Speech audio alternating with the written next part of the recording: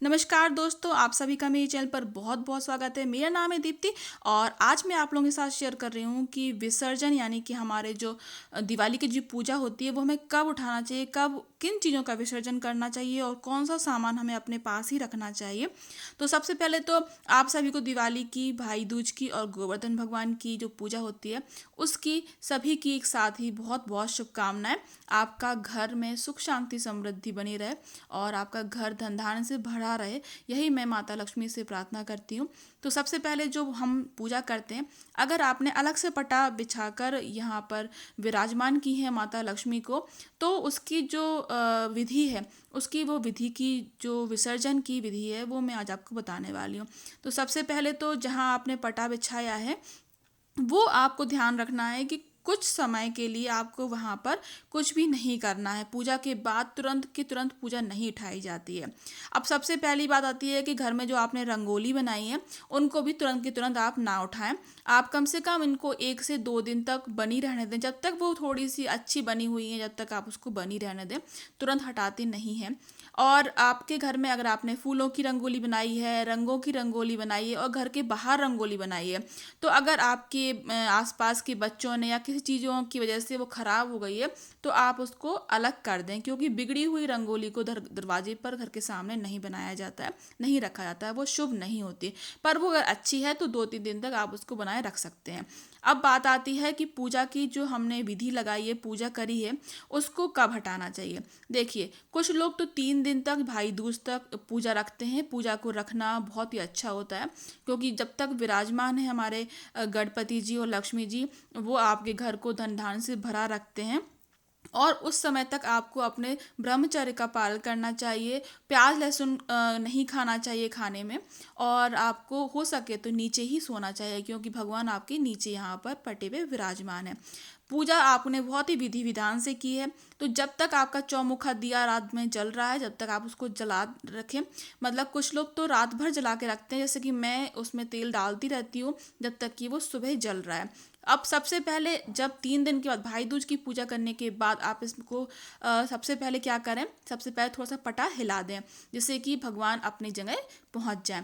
और फिर आप थोड़ा जो चौक है उसको थोड़ा सा उल्टा दें, थोड़ा सा अंदर की तरफ फेर दें। और सबसे पहले हम कलश रखते हैं, तो सबसे पहले हम कलश को उठाएंगे। उसका जो नारियल है उसको फोड़कर आप प्रसाद के रूप में खा सकते हैं। कुछ लोग उसको मंदिर में भी रख देते हैं, जिससे कि उसका प्रसाद लगे।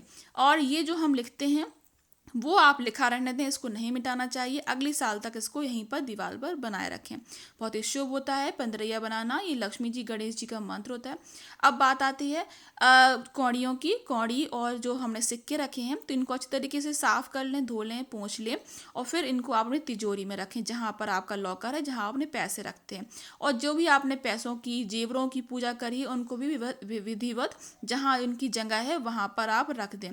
दिए आपने जहाँ पर जलाए थे उनको भी इकट्ठा करके रख लें, क्योंकि अभी 11 दिन तक, 11 तक जो एकादशी आएगी, जब हम अपने तुलसी विवाह करते हैं, जब तक आपको 11 दिन तक ये दिए अपने घर के बाहर, घर के आसपास जलाने चाहिए। तो इन्हीं दियों को आपको बार बार यूज़ कर लेना है। जो फल हैं, मिठाइयाँ हैं, वो अपने परिवार के आसपास लोगों को आप वितरण कर दें, बांट सकते हैं। सुहाग का सामान घर की लेडीज़ ही यूज़ करें तो बहुत अच्छा रहेगा।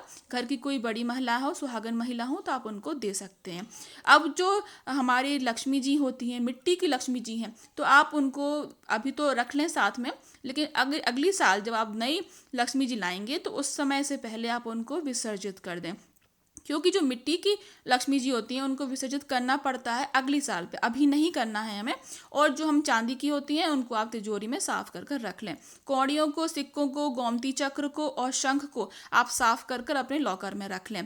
प्रसाद को आपको खुद ही खाना चाहिए। और पटा और लक्ष्मी जी सबसे आखिरी में उठाएं। और जो पत्ते हैं, जो आम के पत्ते आपने रखे हैं, उनका आपको विसर्जन करना चाहिए। विसर्जन जो जलते प्रवाह जिसमें होगा नदी में, वहाँ पर आपको रखना चाहिए। जो लाई बताशा है ये भी आप खुद ही खाएं और अपने आसपास भी आप बांट सकते हैं। अगर आप खुद ही खाना चाहते हैं तो खुद भी खा सकते हैं। बहुत ही शुभ होता है, घर का जो प्रसाद होता है ये आपको खाना। और अगर आपने चावल, गेहूं का कहीं यूज़ किया है कलश में या नीचे, तो उनको आप किसी चिड़ियों को बाहर छत पर डाल दें, चिड़िया चुंग लेती हैं, तो बहुत ही शुभ होता है। और आपको जो भी आपका जो सामान है, जो कीमती सामान है, वो आपको फिर से अपने तिजोरी में रख लेना है, उनको नहीं देना है। पैसों का यूज़ आप कैसे कर सकते हैं, जो आपने पैसे चढ़ाए हैं भगवान को, तो अगर आपने ज़्यादा मात्रा में चढ़ाए हैं तो आप उनको जोड़ते जाइए, इकट्ठा करते जाइए और फिर भगवान का सामान लेने में ही उनको हम यूज़ करते हैं। जैसे कि आप लक्ष्मी जी ले सकते हैं, गणेश जी ले सकते हैं, चांदी के पटा ले सकते हैं उनका बिछाने के लिए। जैसे इस बार मैंने भगवान के सामान के जो लिया, भगवान के पैसों से ही एक चांदी का पटा खरीदा था, जो कि हमने धनतेरस पे लिया था, तो उसी पे आज हमने इनको विराजित किया था, विराजमान किया था और हमने उनकी पूजा की थी। और भी अगर आपको कोई भी क्वेश्चन हो इससे रिलेटेड कि आपको क्या करना चाहिए किस भी चीज़ के मामले में, तो आप मुझसे कमेंट करके पूछ सकते हैं।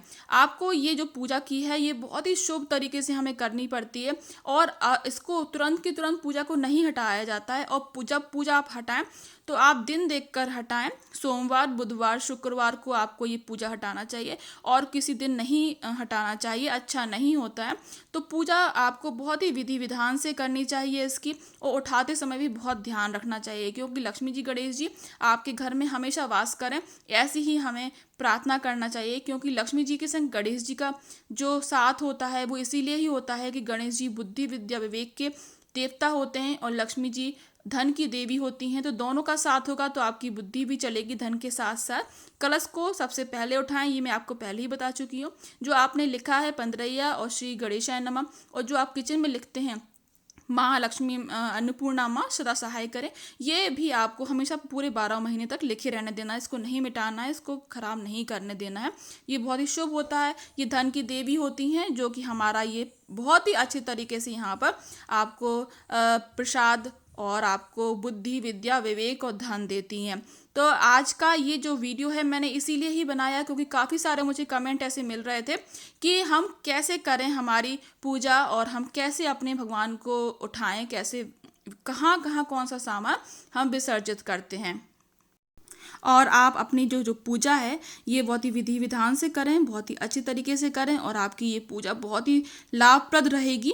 और जो कौड़ियाँ होती हैं, कौड़ियों का जो इतिहास है बस यही है कि जो माँ लक्ष्मी हैं वो समुद्र से प्रकट हुई थी और कौड़ियाँ भी समुद्र से ही प्रकट होती हैं।